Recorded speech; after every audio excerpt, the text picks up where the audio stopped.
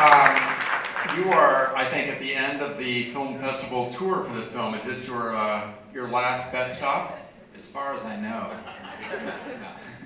I was watching people walk out of the theater, and they probably could have made a run on Kleenex in here. And I'm wondering, do you have a chance, or do you like watching your films with audiences? And do you ever like to overhear conversations they might be having seen your movies? Well, on my first movie, Kicking and Screaming, I actually was in D.C. at the Key Theater.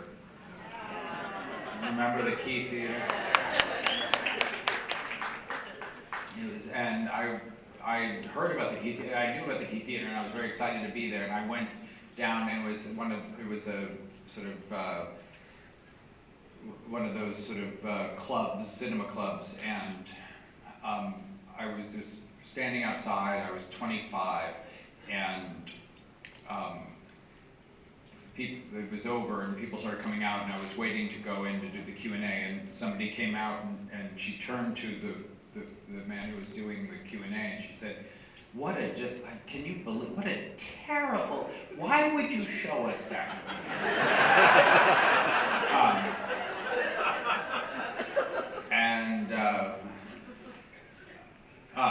He sort of awkward, and she's like, I can't even believe it, and she turned to me, and she said, you know, I mean, it's just right? Am I right? What did you think of the movie? And I said, I thought it was all right.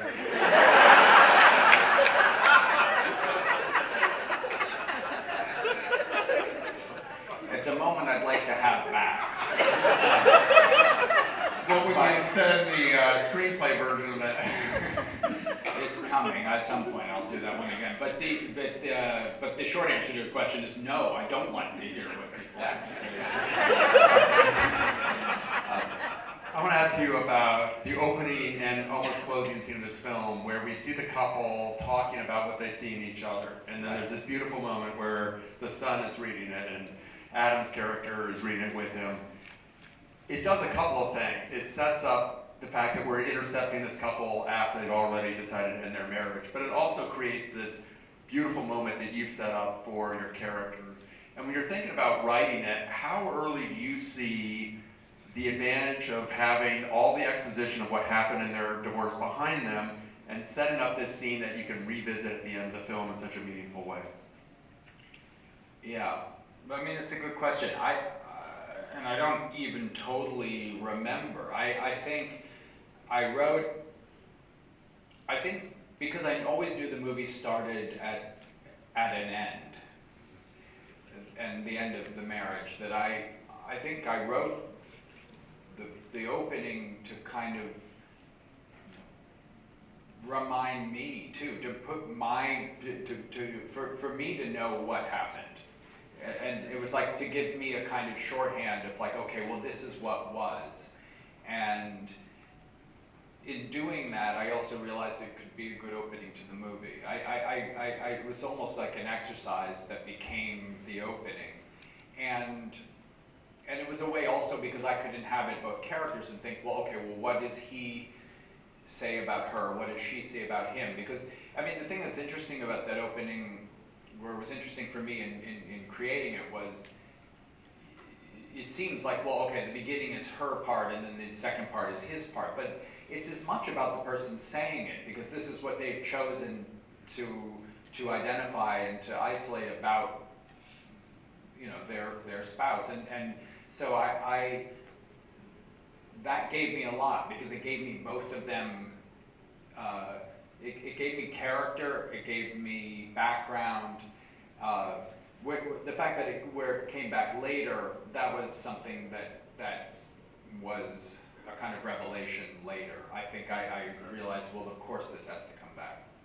You start the film with these characters describing their feelings and describing how they see each other, and very quickly their stories are taken away from them. That what they want to say is claimed by lawyers who are trying to do a different kind of storytelling. And was that always the construct of what you wanted to say, that these people want to say certain things but are disallowed by the process from saying those things that they really want to communicate. Yeah, I mean, I think there's an aspect of this movie that's like, I mean, they go on a journey. They start out together, and this is sort of the journey they're going to take. It's almost like a picaresque novel of, the 18th century, like Tom Jones, like you and the people you meet along the way, and that expression that the only way out is through, kind of, like that they can't circumvent it. Once they're in it, they have to go through it, and that, it was a thing in the script writing too, where I felt like I wrote a lot of other scenes and things about the world around them, friends, other family, but I felt like, and this I think really clarified things for me in the writing of the script, was that everything kind of had to relate to the process of what they were going through. So even though family is part of it, their relationship is always part of it, because you have two tracks going. You have the divorce, and you have the fact that you're still married, and you're still parents, and this child is still has to, you have to still be a parent to this child, and he's not, part of this other thing. He's, on one hand, entirely a part of it, and on the other hand, not at all, and you have to do both at the same time. And that, thinking of it that way, really helped me create the narrative.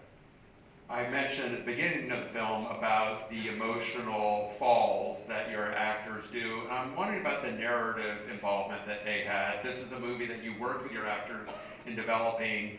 Everybody who watches this movie and is in it has their own perspective on marriage and relationships and breakups. What were the important things for your actors to communicate, and how did their perspective on relationships affect the story that you wanted to tell? Well, it was important to me early on to have them as part of it, as I was saying earlier. I think, and they really became voices for me. I mean, I did a lot of research in the movie, but I also, their voices became not only for their characters, which was significant, but also their voices on just conversations about relationships and life. I mean, there's a lot of aspects that I see those actors in scenes they're not in even. It's like it's things Laura brought in that are in Adam and Scarlett's story. It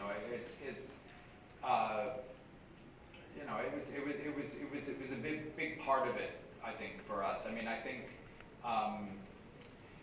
I felt like I knew there was going to be a lot required of them going in, and I did feel, not only selfishly from myself, because I wanted to also have them and draw from them in ways that would help me tell the story, but also I also felt like for them, when they were playing the parts and when we were actually doing the movie, that they could kind of have come from it from the inside in a way.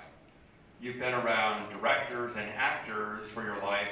These are characters who are directors and actors. Outside of the familiarity you may have with how they work, what does that mean about how they see themselves and how they see each other, and what that meant for the story? Well, I think performance is an aspect of the movie. I mean, we see it literally a performance, a theater performance early on in the movie. We see, she's got her TV show. There's sort of these, like, she's a performer by trade, he's a director by trade. But then the lawyers are performers as well. And then I think there's also this notion of, how we perform in our lives and how we perform in relationships, and what divorce does sometimes, unfortunately. I mean, it sort of, the lawyers create narratives for you, so you end up sort of playing parts in the divorce, which may or may not represent the marriage you had. And this idea of like, well, but you said this, you were this, you weren't this. You said you'd be this, but you weren't this. When we got married, I thought you were this, but you're not. So I felt like all of that, there was a lot there, and I didn't have to even really think about it too much, except in the Q&As. I could just sort of let it live. There are also a lot of hidden genres in the movie. I mean, which I discovered in the writing of it, that that there was both. There could be a kind of, there's an absurdity to it, so there's a comedy to it. There's a screwball comedy sort of sense to it, but there's also a thriller aspect to it. I mean, you see it in the serving of the papers. Like that envelope is either like the leopard in Bringing Up Baby, or it's a bomb in a Hitchcock movie hidden under the table. And it was just that naturally. I didn't have to make it that. It wasn't, I didn't have to like write comedy to lighten a serious situation. The situation was inherently all those things. Audiences will look at this movie and see parts of their own lives and relationships reflected in it, and maybe have a new understanding of the way they see themselves and others. Making this film, does that do the same for you? That you have perspective to look at the story that you're telling and the story you're telling yourself about your own relationships and the people who have been meaningful to you? Wow. I will say, actually, talking to people about the movie, unlike any movie I've made before, there's a emotional quotient to it that does change. It makes it, in a funny way, easier to talk about the movie. I find than I've had in the past, because it's always hard to talk about. I mean, the real answer to why did you make a movie is, I don't know, I just had these things I wanted to say, and this is how I said it. I mean, that sort of is everything. But there is something about this story and this material that does, I find I learn from everybody I speak to about it. And then I can also steal things they say and use it in press, because when I do press, because I like, oh, that was amazing what you just said. I'm gonna, I usually ask and I say that. But it is. I don't know. I do find it kind of reflective in that way. That for me makes it more rewarding actually doing these kinds of things. My last question is about Stephen Sondheim and about company, and why that's important to this story, and where you figured out how to place it in the film. Well, yeah, I mean, I have joked that I reverse engineered the entire movie just to have Adam sing Being Alive. Because Adam and I had actually talked about this musical a lot and how much we liked it, and the notion of him singing the song just seemed kind of exciting to both of us. And so I had it as a thing when I was writing it. Adam at some point sings Being Alive, and I thought, well, how can that happen? And then I thought, well, then Scarlett should have a song too, and it should be from the same musical, because that would be some kind of, it would be a connection that's not ever sort of overtly a connection. Like I said, the hidden genres, somehow I found a musical in it there too, and that, like a musical, I do feel like it provided me in the movie like a story. It's not just entertainment. There's story in it, and there's character development, and that was exciting to me. You have made your last stop in Middleburg, and obviously we're in the South, and we have some Southern hospitality. I have a little notebook to give you, and in it is a bookmark that says, "I find a lot of writing happens when you're actually not at the computer, so I carry a notebook." Noah Baumbach is the author of that one. And Susan, I think, has a slightly bigger, but no less meaningful award. I have two pockets. But I just want to say I can't think of a better way for us to open this festival, and we are really honored to have you here and present you with our Spotlight Director Award, and we hope you'll be back. Thank you so much. Thank you so much.